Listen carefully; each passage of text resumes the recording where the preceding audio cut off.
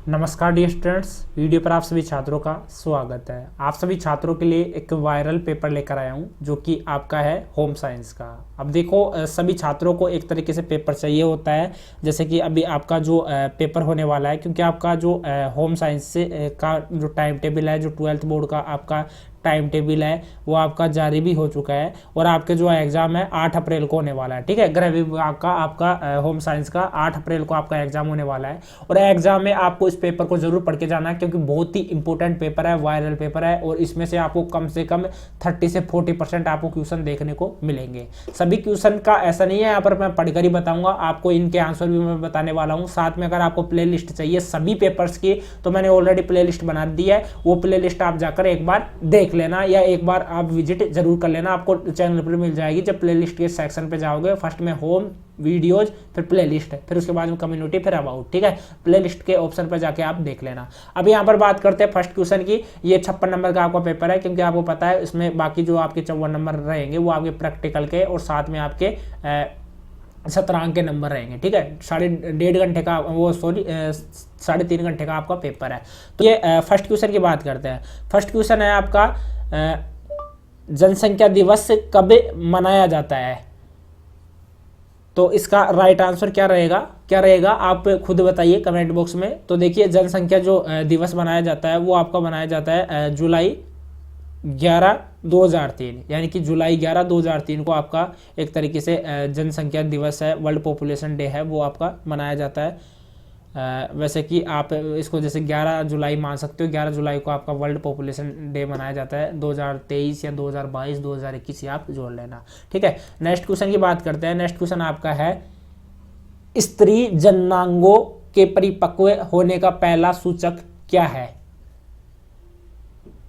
तो देखो, इसका मतलब कि मानवों में प्रजनन हेतु जननांग होते हैं जो स्त्री और पुरुषों में भिन्न होते हैं। स्त्री के जननांगों में सबसे पहले बाल होते हैं। ठीक है, जननांगों में परिपक्व होने का पहला सूचक बाल होते हैं, और जबकि जिसे प्यूबिक बाल कहा जाता है, ये बाल स्त्री जननांगों को चारों ओर से घेरे रहते हैं। ठीक है, इसके बाद में नेक्स्ट क्वेश्चन है, थर्ड क्वेश्चन, संदूषित भोजन के सेवन से होने वाली 2 बीमारियों के नाम लिखिए। मतलब कि संदूषित जो भोजन है उस खाने के बाद में क्या एक तरीके से बीमारियां हो जाती है। देखो, बीमारियां काफ़ी हो जाती है, जैसे कि मैं आपको बता देता हूँ। फर्स्ट में जैसे कि देखो, संदूषित भोजन खाने से क्या क्या दिक्कतें हो सकती है। एक तो साल्मोनेलोसिस जीवाणु, यानी कि साल्मोनेला के एक जीवाणु के कारण होने वाला संक्रमण, जैसे कि इसके द्वारा जैसे हैजा हो जाता है, साथ में जीवाणु वगैरह कुछ भी हो जाता है। मतलब कि 2 बीमारी आप कोई सी भी लिख सकते हो। ठीक है, नेक्स्ट क्वेश्चन है, पूरक आहार को परिभाषित कीजिए। तो पूरक आहार क्या होता है? देखो, शिशु पूरक आहार यानी माँ के दूध या फॉर्मूला मिल्क के अलावा नरम और आसानी से खाए जाने वाले भोजन को कहते हैं। ठीक है, यानी कि फॉर्मूला आहार मतलब कि नरम और आसानी से खाए जाने वाले भोजन को कहते हैं, जैसे कि बाहर का दूध हो गया या कुछ और चीज़ हो गई, कोई फल फ्रूट हो गया। ठीक है, नेक्स्ट 5वां क्वेश्चन है, FSSAI का विस्तृत रूप लिखिए। तो इसका विस्तृत रूप क्या रहेगा आपको, चलिए मैं बता देता हूँ, FSSAI का। ठीक है, तो ये है food safety and standards authority of India, जिसको FSSAI बोलते हैं, जिसको आप हिंदी में भारतीय खाद्य सुरक्षा एवं मानव प्राधिकरण भी बोल सकते हो। ठीक है, सब कुछ मैंने आपको बता दिया है। नेक्स्ट क्वेश्चन है 6 नंबर का, संदर्भ इकाई किसे कहते हैं? तो संदर्भ इकाई किसे कहते हैं, चलिए आप सभी को मैं बता देता हूँ संदर्भ इकाई किसे कहते हैं। तो जो संदर्भ इकाई रहती है, जैसा कि 1 मिनट, संदर्भ इकाई, तो संदर्भ इकाई किसे कहते हैं, जैसा कि अभी मैं देखता हूँ, 1 मिनट। संदर्भ इकाई देखो, छोटी से छोटी इकाई जिसकी बार बार पुनरावृत्ति होती है उसे इकाई सेल कहते हैं। और ऐसे ही आपकी मतलब कि एक तरीके से संदर्भ इकाई होती होगी। तो मैं देखता हूँ एक बार, इसका तो आंसर मुझे नहीं मिल रहा है, एक बार आप खुद से ट्राई कर लेना, ठीक है। 7वां क्वेश्चन है, एपिडेमिक ड्रोपसी रोग के कोई 2 लक्षण लिखिए।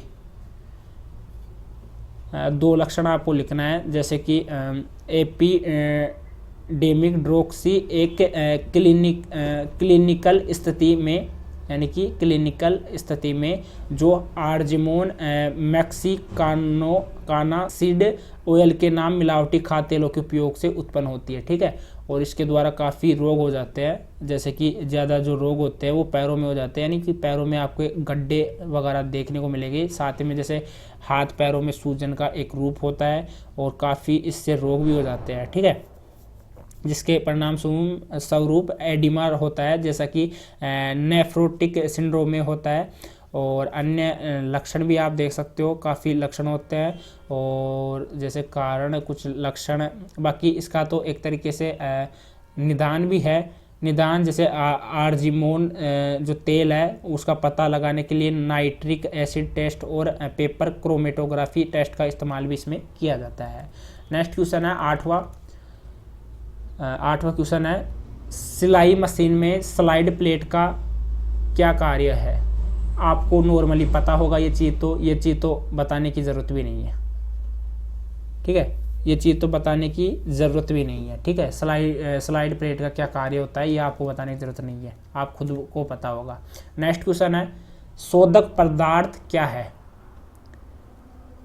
शोधक पदार्थ क्या है, देखो शोधक पदार्थ जो स्त्री पर लगे मैल, धूल की दाग, विकनाई आवद को धोकर स्त्री को स्वच्छ, उजला, मिमकदार, मिर्जा, निम्न, बर्नी एवं साबुन क्षार रहित होना चाहिए। तो ये आपका शोधक पदार्थ है, यानी कि आप उसको एक तरीके से साबुन भी बोल सकते हो, ठीक है। वस्त्र के द्वितीयक कार्य लिखिए। ये देखो बिल्कुल सरल क्वेश्चन आ रहे हैं। वस्त्र के द्वितीय कार्य क्या है, इनको आपको समझाना है। बिल्कुल शॉर्ट क्वेश्चन है, आपको बताने की ज़रूरत नहीं है, आपको खुद को भी पता होगा कि वस्त्र के जो द्वितीय कारण रहते हैं वो क्या हो सकते हैं। देखो फर्स्ट तो ये रहता है कि ये पहनने में काम आता है, दूसरा ये आता है कि इससे काफ़ी चीज़ें ढक भी सकते हैं, मतलब कि ढकने में भी काम आता है, और भी आपको पता होगा। 11वां क्वेश्चन है, विनियोग को परिभाषित कीजिए। विनियोग क्या है, इसको आपको एक तरीके से परिभाषित करना है, ठीक है। तो विनियोग को मैं आपको बता देता हूँ। देखो विनियोग अर्थ उस धन को संदर्भित करता है जिसे भविष्य के उपयोग या कुछ उद्देश्यों के लिए अलग रखा जाता है। छोटे और बड़े पैमाने के संगठनों सहित सभी प्रकार के व्यवसायों एवं विशिष्ट राशि को अलग रखते हैं, तो इसी को एक तरीके से विनियोग कहते हैं। 12वां क्वेश्चन है, ग्रास एवं कैंड्रल के अनुसार पारिवारिक आय क्या है। देखो आय का प्रबंधन, ग्रास एवं उसके द्वारा क्या है, पारिवारिक आय क्या है लिखिए। देखो पारिवारिक आय से तात्पर्य परिवार में सभी स्रोतों से आने वाली आय, जैसे परिवार के सदस्यों का वेतन, किराया, बैंक से प्राप्त होने वाला ब्याज तथा परिवार के सदस्यों द्वारा अपने कौशल का प्रयोग करके भी की गई बचत, ये एक तरीके से पारिवारिक आय है। इसके बाद में नेक्स्ट क्वेश्चन है, उपभोक्ता संरक्षण अधिनियम के 2 मुख्य उद्देश्य लिखिए। ये आपका 13वां क्वेश्चन है, उपभोक्ता संरक्षण। देखो धारा 6 यानी केंद्रीय परिषद के उद्देश्य जीवन एवं संपत्ति को हानि पहुंचाने वाले माल, पदार्थ एवं सेवाओं से संबंधित अधिकारों के प्रति सुरक्षा, उपभोक्ताओं को पदार्थ की गुणवत्ता, मात्रा, शुद्धता, मानक एवं मूल्य के प्रति संरक्षण सुनिश्चित करना तथा अनुसूचित व्यापारी व्यवहार से सुरक्षा। तो ये इसके उद्देश्य हो गए। भय और आकुलता में अंतर स्पष्ट कीजिए। भय और आकुलता में, ठीक है, किसमें, भय और आकुलता में अंतर स्पष्ट कीजिए। तो भय और आकुलता में आपको एक तरीके से अंतर स्पष्ट करना है, जो कि आपको खुद को करना है, ठीक है। भय क्या होता है और आकुलता क्या होती है, ये आपको खुद को पता करना है। किशोरावस्था की यौन समस्याओं को समझाइए। किशोरावस्था में कौन कौन सी मतलब कि समस्याएं हैं या उनके उपाय हैं, वो आपको समझाना है, ठीक है। देखो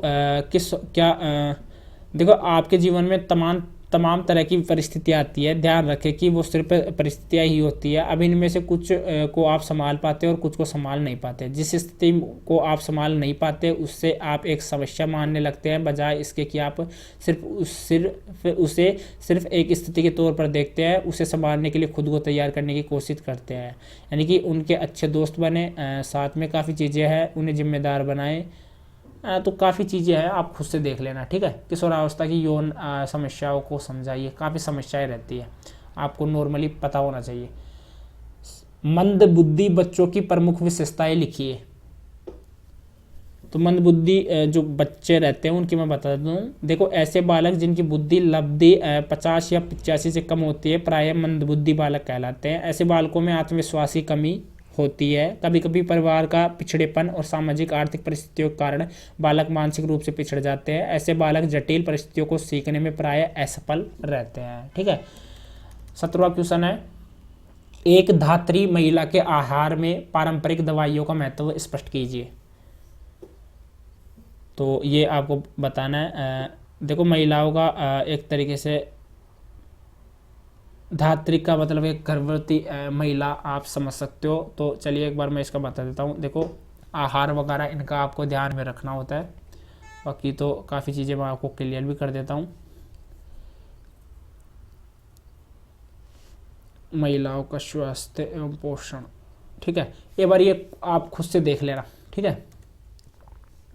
विद्यालय में जाने वाले बच्चों का आहार आयोजन करते समय आप किन बिंदुओं को ध्यान में रखेंगे? कोई 4 बिंदु आप ध्यान में रखना। मतलब कि विद्यालय जाने वाले बच्चों का आहार आयोजन यानी बनाते समय आप किन बिंदुओं को ध्यान में रखेंगे? यानी कि जो खाना है वो उसके हेल्थ के हिसाब से रहे, ठीक है। खाना एक ऐसा हो मतलब कि जो टिफिन में रख दे, जो उसके लंच तक ख़राब ना हो, वो खाना होना चाहिए। दूसरा, ऐसा खाना होना चाहिए जैसे काफ़ी विटामिन वगैरह उस खाने में होने चाहिए, या अलग से एक टिफिन रख दे। साथ ही में खाने के टाइम में पानी वगैरह की बोतल भी आप साथ देकर भेजिए, ठीक है। कोई 4 आपको बता देने, और भी आपको पता होगी। 19वें नंबर का क्वेश्चन है, कम मूल्य में, ठीक है, कम मूल्य में पौष्टिक भोजन हेतु आप क्या सुझाव प्रस्तावित करेंगे?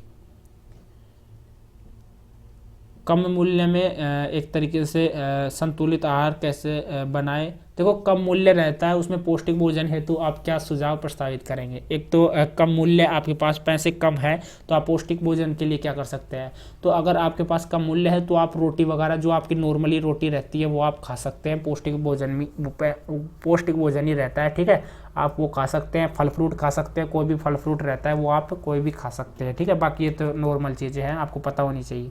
20वें नंबर का क्वेश्चन है, ज्वर से पीड़ित व्यक्ति का आहारीय प्रबंधन आप कैसे करेंगे? देखो, इस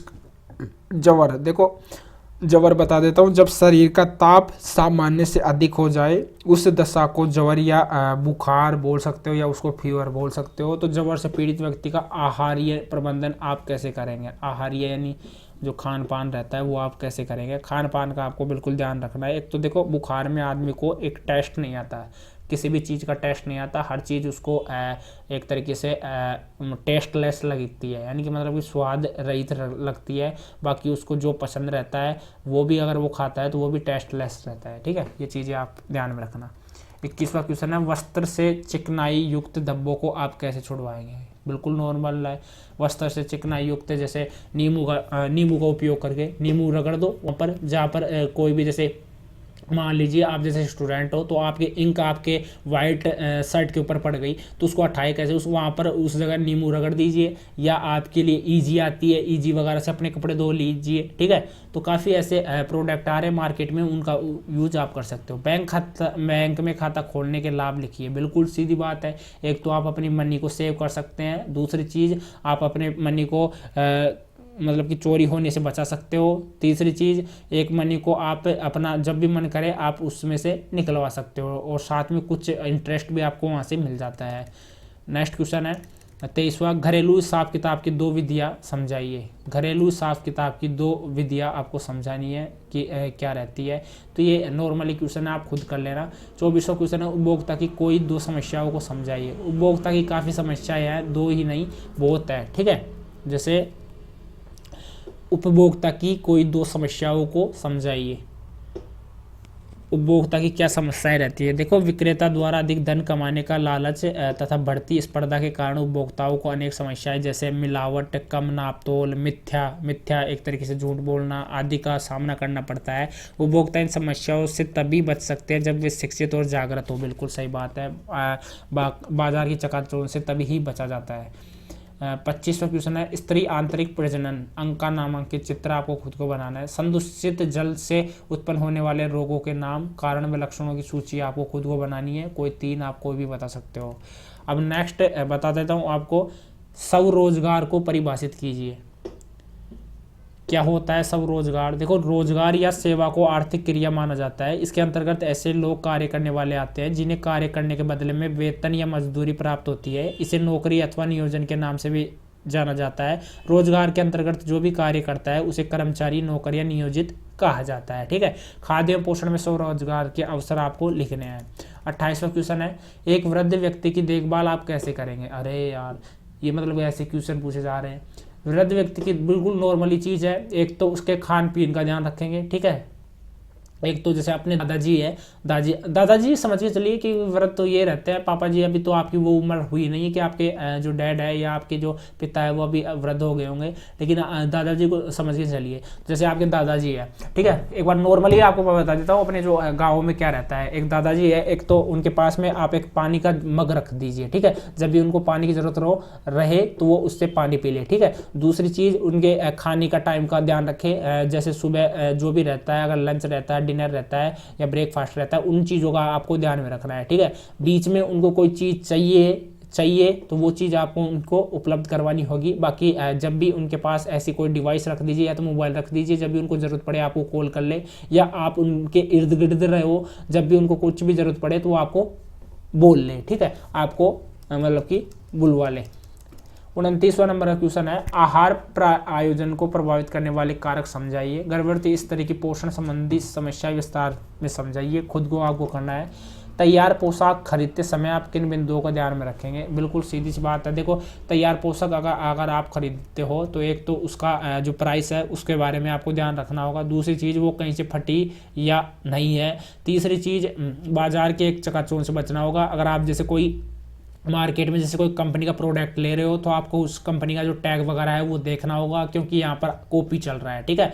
आपको वैसे पेल दिया जाता है, कंपनी कौन सी रहती है दूसरी कंपनी का आपको दे दिया जाता है। और पोशाक का आपको ध्यान में रखना होगा कि आपकी साइज़ फिट आ रही है या नहीं आ रही है। एक बार आप ट्राई रूम में जाकर उसको ट्राई भी कर सकते हो। इसके अथवा में एक नमूना बनाते समय आप कला के किन तत्वों का उपयोग करेगी, ये आप खुद को कर लेना। ठीक है। तो ये क्वेश्चन थे आपको जो कि मैंने बता दिया है, काफ़ी इंपॉर्टेंट क्वेश्चन थे, और ये आपका होम साइंस का पेपर था जो कि मैंने बिल्कुल क्लियर कर दिया है। लास्ट में ये भी बता देता हूँ, इसका आपको ऑफिशियल आंसर की मैं टेलीग्राम पर डाल दूंगा। टेलीग्राम पर लिंक डिस्क्रिप्शन बॉक्स में दे दूंगा। और ये पेपर आपका होम साइंस का 2020 का पेपर है। 3.5 घंटे का पेपर था। 56 नंबर का आपका रहा है होम साइंस का। ठीक है। तो आपका जो पेपर होने वाला है अभी इसी मतलब कि मार्च में, तो वो पेपर के लिए काफ़ी इंपॉर्टेंट पेपर है, तो आपके लिए हेल्पफुल रहेगा। ठीक है। और बाकी चैनल को सब्सक्राइब करके जाना। Okay, bye.